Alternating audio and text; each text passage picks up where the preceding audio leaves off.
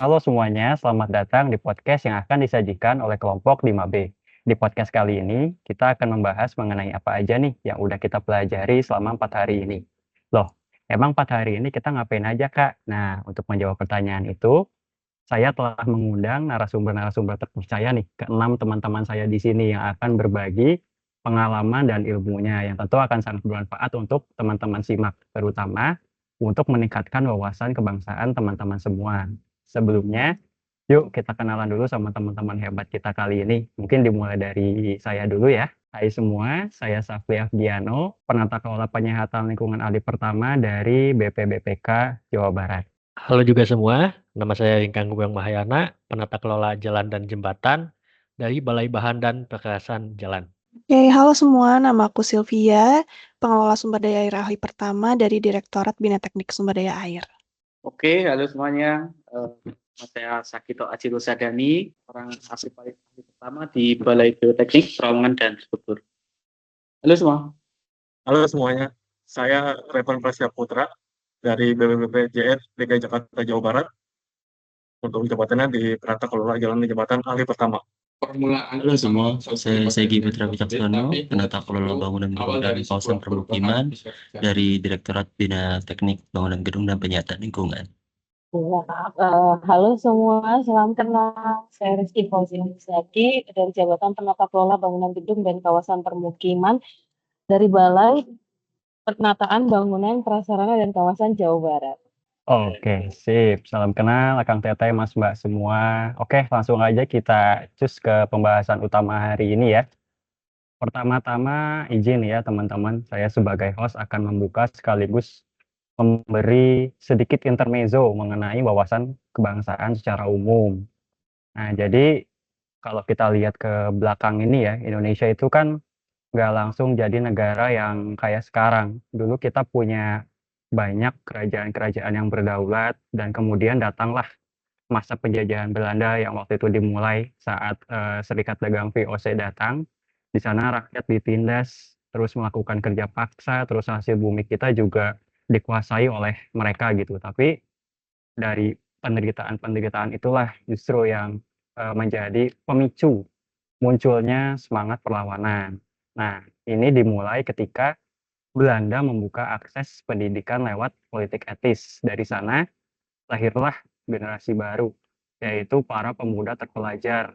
Dari mereka lah muncul-muncul organisasi-organisasi pergerakan nih seperti Budi Utomo, lalu Serikat Islam, sampai Partai Nasional Indonesia. Mereka berjuang bukan cuma dengan senjata, tapi juga dengan ide, ilmu pengetahuan, dan semangat persatuan yang mereka miliki.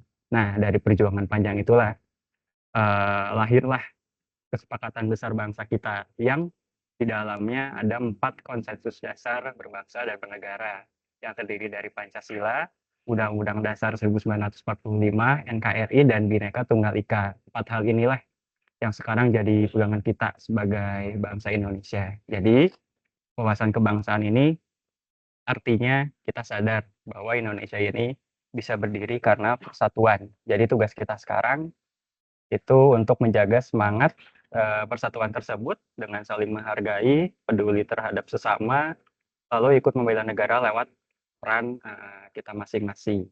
Nah, itu aja sih intermezzo, sedikit intermezzo lah dari saya. Nah, untuk lebih jelasnya mungkin kita langsung aja sharing nih ke sharing session para narasumber kita kali ini. Mungkin kita bisa mulai dari Mas Ringkang dulu mungkin ya. Halo Mas Ringkang. Halo Mas. Ya, boleh nih Mas, mau sharing apa nih? Kayaknya banyak yang mau disampaikan. Aduh, iya. Jadi gini nih, kan dari yang udah dijelasin sama Mas Safli tentang wawasan kebangsaan sebelumnya. Tadi kan udah disebutin nih, ada beberapa konsensus dasar berbangsa dan bernegara. Nah, salah satunya tuh Pancasila. Nah, jadi Pancasila ini memiliki peran sebagai landasan ideologi bagi seluruh rakyat Indonesia dalam kehidupan berbangsa dan bernegara. Apa sih artinya itu? Nah, ini tuh berarti Pancasila tuh merepresentasikan nilai-nilai fundamental yang dianut dan diterima oleh seluruh bangsa Indonesia. Lalu, Pancasila juga menjadi tuntunan kita dalam kehidupan bermasyarakat serta menjadi suatu hal yang mempersatukan seluruh masyarakat Indonesia yang memiliki beragam suku, agama, ras, dan budaya.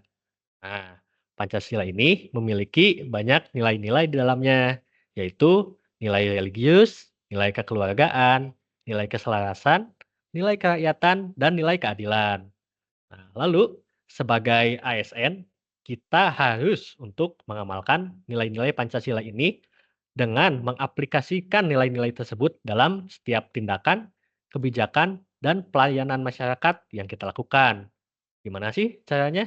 Nah, caranya tuh kita melaksanakan tugas dengan disiplin dan juga ikhlas, lalu selalu berintegritas, dan menghindari korupsi serta penyalahgunaan wewenang, lalu selalu memberikan pelayanan yang maksimal kepada masyarakat tanpa memandang suku, agama, ras, dan budaya. Sehingga kita bisa menjadi teladan bagi masyarakat dan berkontribusi nyata untuk mewujudkan Indonesia yang adil, makmur, dan sejahtera. Gitu Mas Afli.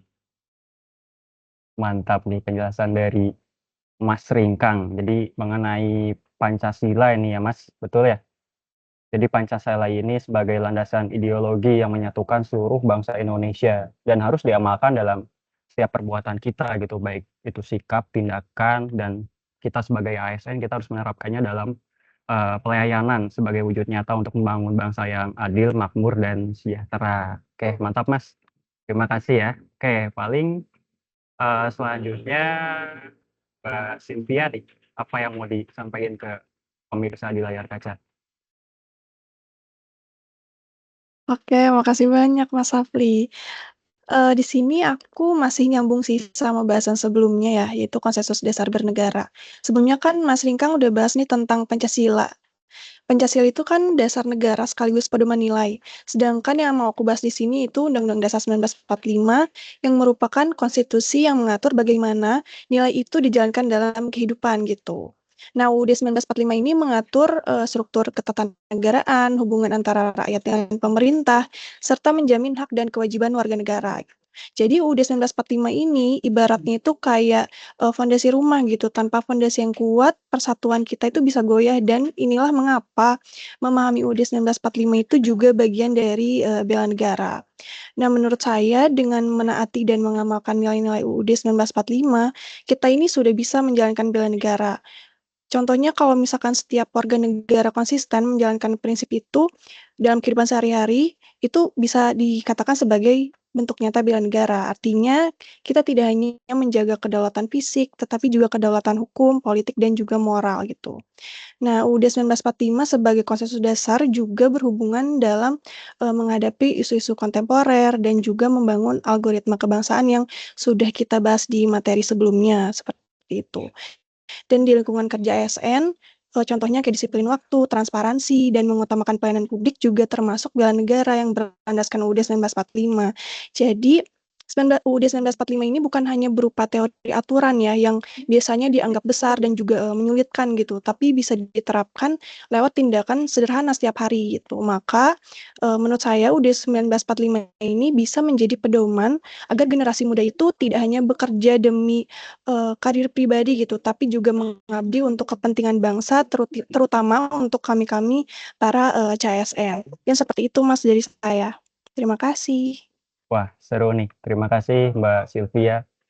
UUD 1945 sebagai fondasi ya, sipil banget, PU banget. Jadi Undang-Undang Dasar 1945 ini sebagai fondasi bernegara yang menjadi pedoman untuk kita bela negara ya, yang diwujudkan lewat ketaatan hukum, persatuan dan pengabdian tulus bagi bangsa. Oke, makasih Mbak Sylvia. Untuk selanjutnya mungkin dari Mas Kito. Halo Mas Kito. Halo Mas, terima kasih. Mungkin aku masih mau nyambung penjelasan dari Mas Ringkang sama Mbak Sylvia sih terkait 4 konsensus dasar bernegara. Nah, salah satunya ini adalah NKRI atau Negara Kesatuan Republik Indonesia. Nah, NKRI merupakan konsensus dasar bernegara yang menjadi landasan persatuan bangsa di tengah keberagaman kita. NKRI bukan hanya wujud kedaulatan wilayah, melainkan juga komitmen bersama untuk menjaga integritas, kebersamaan, dan kesetaraan dalam mencapai tujuan nasional sebagaimana diamanatkan dalam pembukaan UUD 45. Nah, mungkin bagi kita-kita nih di ASN ini, nilai NKRI ini itu harus diinternalisasi dalam sikap dan tindakan sehari-hari, baik dalam memberikan pelayanan publik yang adil, menjalankan tugas dengan penuh integritas, maupun menjalankan netralitas demi kepentingan seluruh rakyat Indonesia. Dengan demikian, NKRI menjadi kompas moral dan profesional bagi kita sebagai ASN dalam menjaga keutuhan bangsa dan memperkuat tata kelola pemerintahan.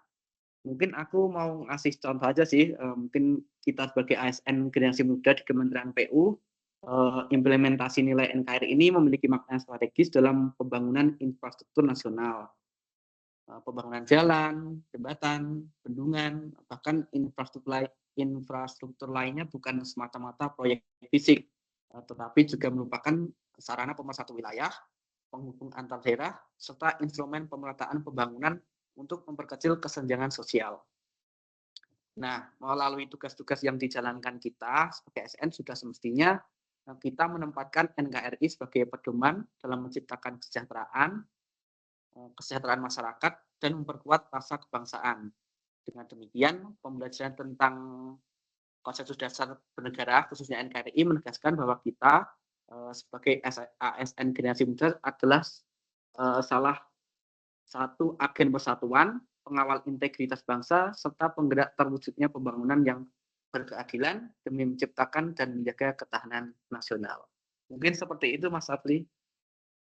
Oke, bagus nih ya, padat penjelasan dari Mas Kito mengenai mengenai konsensus dasar berbangsa dan bernegara berkaitan dengan NKRI ya Mas, yang menjadi pedoman terutama bagi kita ASN untuk menjaga persatuan, integritas, dan melaksanakan pemerataan pembangunan demi mewujudkan keadilan serta ketahanan nasional.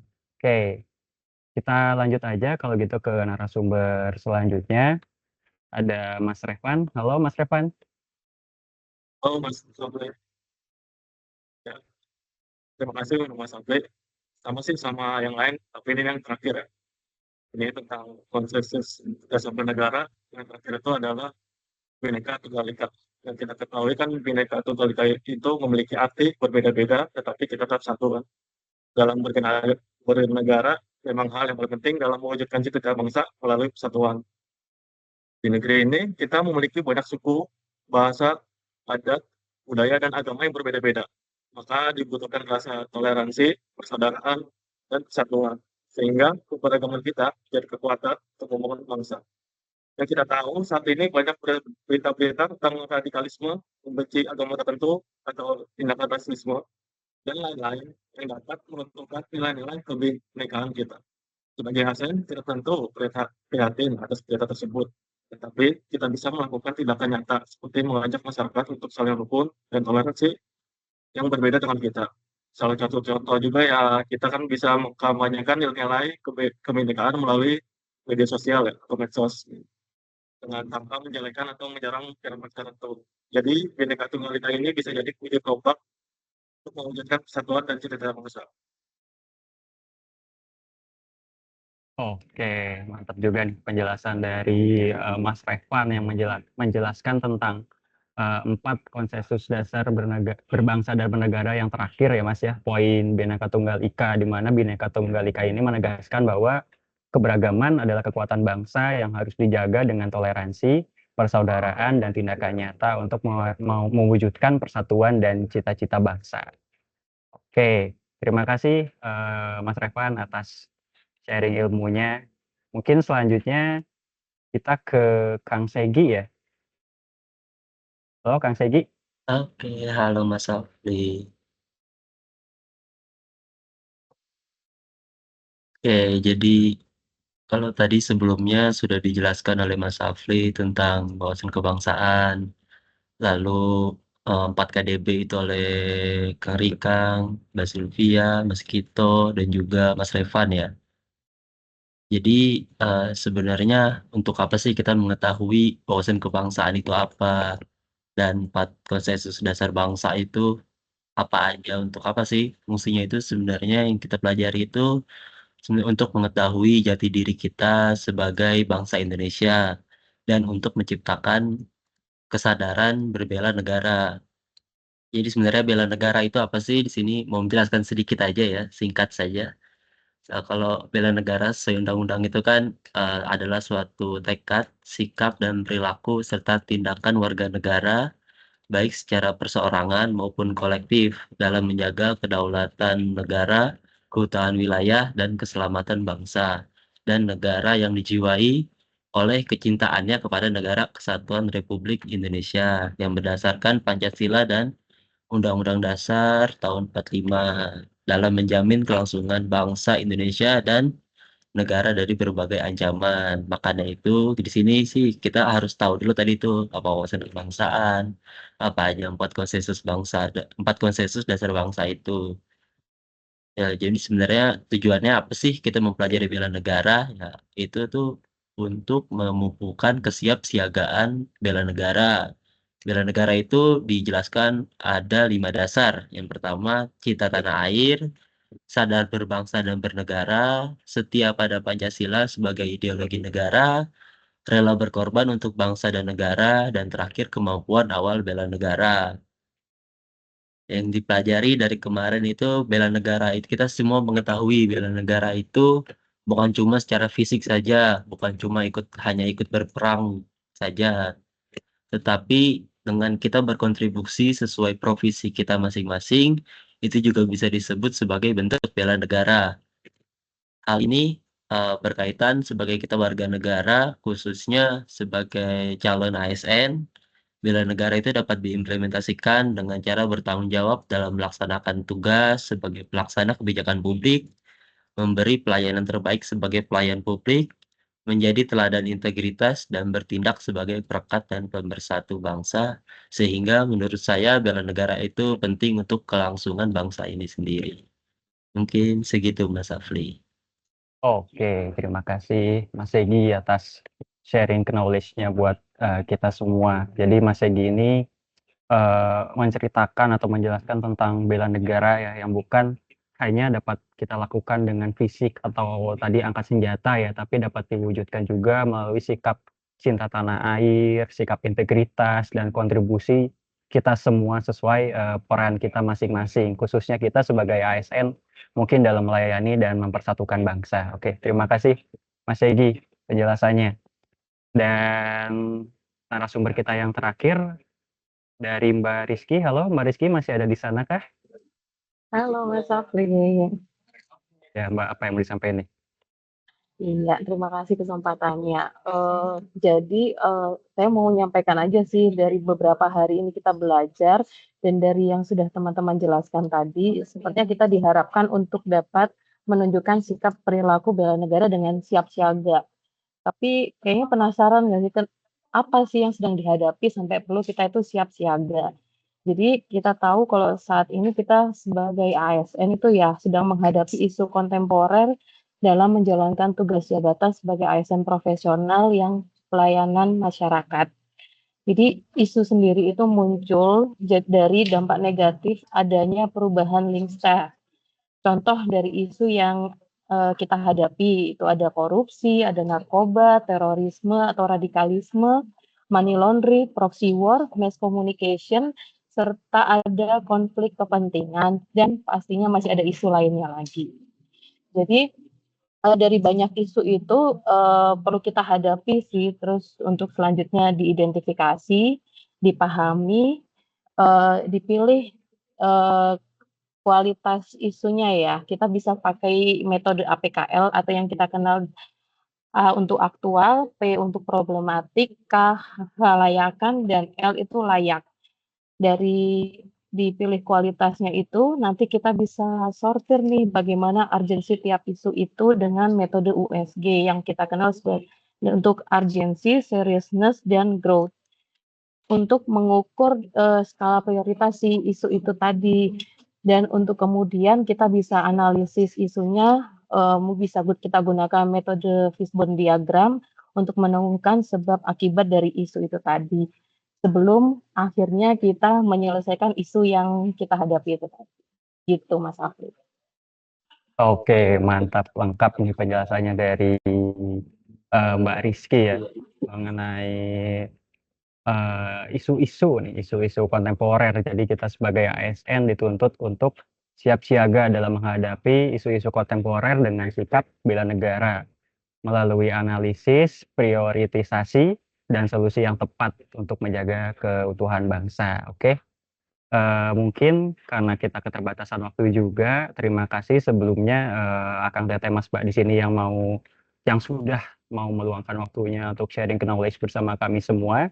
Jadi kalau saya simpulin nih dari berbagai, uraian penjelasan teman-teman semua, dari 4 hari ini kita jadi makin paham, dari 4 hari belajar ini kita jadi makin paham kalau kunci kokohnya bangsa Indonesia salah satunya ada di 4 konsensus dasar berbangsa dan bernegara, yaitu Pancasila, Undang-Undang Dasar 1945, NKRI, dan Bhinneka Tunggal Ika. Semua itu bukan cuma teori, tapi harus kita hayati dan terapkan dalam kehidupan sehari-hari. Terutama buat kita sebagai ASN, kita menjadi teladan bagi masyarakat untuk berdisiplin, berintegritas, dan memberikan pelayanan terbaik untuk menjaga persatuan dan kesatuan bangsa. Tadi juga dijelaskan mengenai bela negara, yang mana bela negara itu nggak melulu soal angkat senjata, justru lewat kerja nyata, sikap jujur, dan semangat gotong royong. Kita sudah ikut bela negara dengan cara-cara tersebut gitu, apalagi di tengah isu-isu kontemporer yang tadi dijelaskan oleh Mbak Rizky seperti korupsi, radikalisme, hoaks digital, dan lain-lain. Itu kita dituntut untuk siap siaga, bisa mencarikan solusi, dan bisa menjadi pemersatu bangsa. Intinya, cinta tanah air itu ditunjukkan lewat aksi nyata, sesuai peran kita masing-masing. Kalau kita kompak, Indonesia bukan cuma kuat hari ini, tapi juga siap untuk menghadapi tantangan zaman ke depan. Setuju para narasumber? Setuju. Setuju. Setuju, Mas Afli. Setuju. Oke. Terima kasih ya semua. Nah, mungkin cukup sekian sesi podcast hari ini. Terima kasih untuk Akang Teteh, Mas Mbak narasumber. Terima kasih juga untuk semua penonton yang telah mengikuti sesi podcast kali ini hingga akhir. Saya host pamit undur diri, sampai jumpa di kesempatan berikutnya. Terima kasih semuanya.